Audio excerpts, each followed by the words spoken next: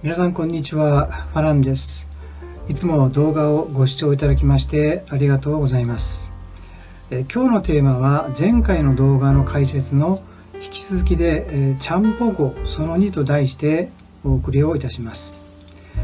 副題としまして円仁の日東愚法巡礼後期を中心として京都の積山禅院に勧請された積山大明神の正体を明らかにすると題してお送りいたします。ぜひ最後までお付き合いしていただければ幸いです。ちゃんぼごに関しての詳細は前回の動画を参考にしていただきたいと思います。ちゃんぼごは統一新羅の末期に唐新羅そして日本をまたぐ貿易王として活動した人物です。唐に新羅の居住地ネットワークがあったのですが、そのバックアップをしていた人物としても知られています。唐に渡った円仁の愚法の旅にも援助したとされています。ファランチャンネルでは韓国朝鮮日韓関係に関する解説や現地の観光地、そして生配信で勉強会を行っております。最近のテーマは古代史や中世高麗時代を中心として扱っています。韓国の歴史やドラマ、そして映画を見る際に役立てていただければ幸いです。さて、まず円仁の遣唐使から話を進めていきたいと思います。彼は838年に唐に渡って天台経学密教五台山の念仏などを修学して847年に日本に帰国を果たします。第3代の天台座主になって864年に亡くなります。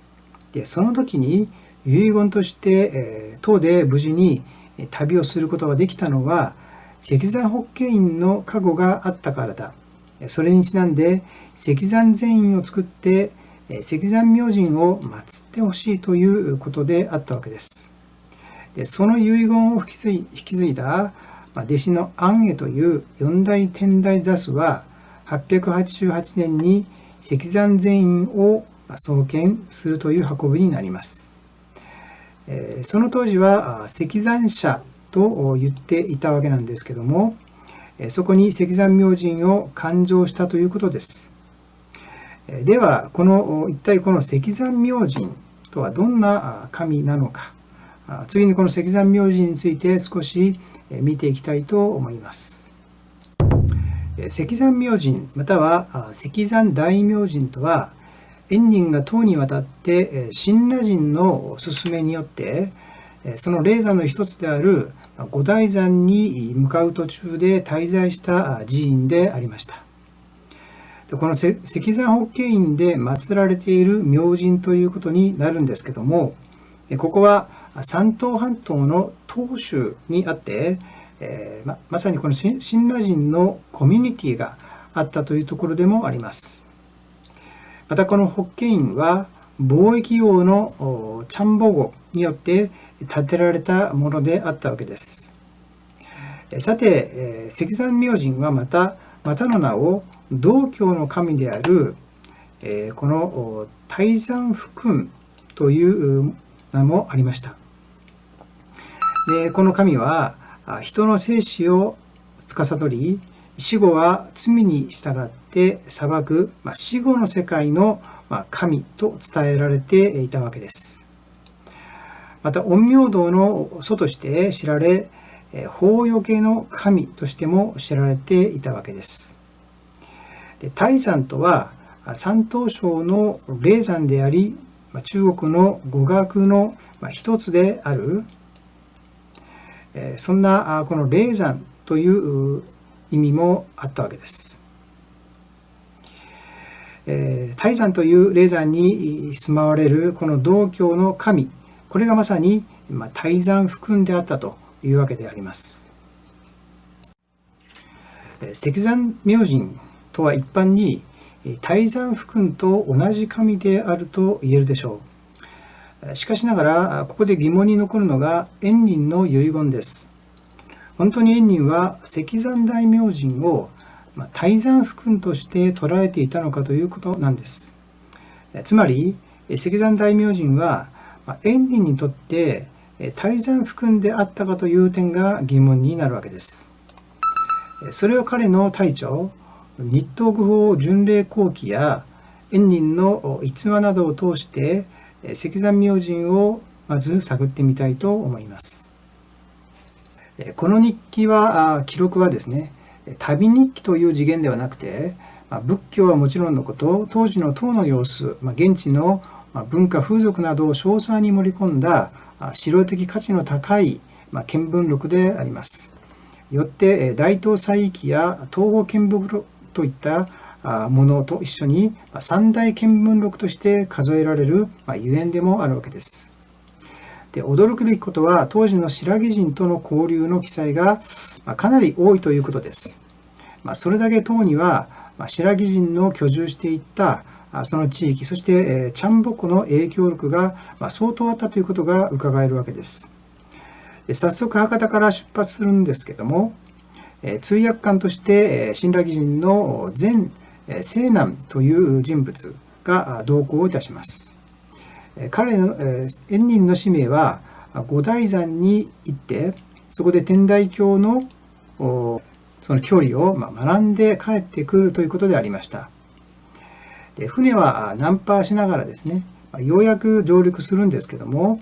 そこで大きな蚊やアブに悩まされたり、持ってきた土産物が全て水に濡れてしまったというような記録をしているわけです。まずは海上貿易の拠点であった揚州に着きます。で、ここで天台山への渡航許可を得ようとしますが、叶わないで結局不法滞在のみで滞在しなければならなかったわけです。次に運河を通って蘇州に移り、一度帰国の船に乗るんですけども、嵐に遭うことによってそこから船から脱出して唐に踏みとどまることになります。また海州というところでは新羅人のふりをしていたんですけども、新羅語を話していないということを通報されて、一時は不法滞在として捕まってしまうところであったわけです。さらにそこから山東半島に向かって石材保健院に到着をします。ここは先ほども言ったように新羅人の村でもありました。で、ここの長老の長英という人物や林大使、王君という人物にとても世話になったということで、ここで3年間の間過ごすことになるわけです。で、その後新羅人の支援とチャンボ語の配慮によって五台山への渡航許可がようやく下りることになります。また実際にチャンボ語の貿易船が石山港に入港して、彼の部下が円仁を慰問したということもありました。このことから円仁はチャンボ語に感謝の手紙を書いているわけです。筑前の神から預かった手紙を紛失してしまったということで謝っています。手紙では陛下という敬称を用いて尊敬の念を表しています。簡単にですね、この手紙を少し読んでみたいと思います。私はまだ陛下にお目にかかる光栄によくしておりませんが、私は陛下の偉大なことはかねかね伺っております。私はへりくだってより一層陛下を尊敬いたしております。春も半ばとなり、すでに暖かくなりつつありますが、私は服して巨万の幸運が陛下のお身の上とご活躍とを祝福することを希望いたします。私円仁ははるかに陛下の恵みを受けて感謝に堪えません。長年胸に秘めた願いを達成するために私は中国に滞在いたしました。ふつつかな身ではありますが、偉大な幸運に恵まれ、私は陛下の発願によって祝福された地域を旅行することができました。私の喜びを表すことは言葉もございません。私はいつの日か陛下にお目にかかれるか分かりませんが、はるか遠くより陛下のことを拙い私なりに一層念じてやみません。こんなですね、手紙をこのチャンボゴに送ったということであります。その後五台山までの道もですね、険しくて食料不足を抱えながら1日に30から40里を歩きます。そしてやっと到着した聖地、この五台山の地で伏して文殊菩薩の前で涙をするということですね。840年に長安へ到着をします。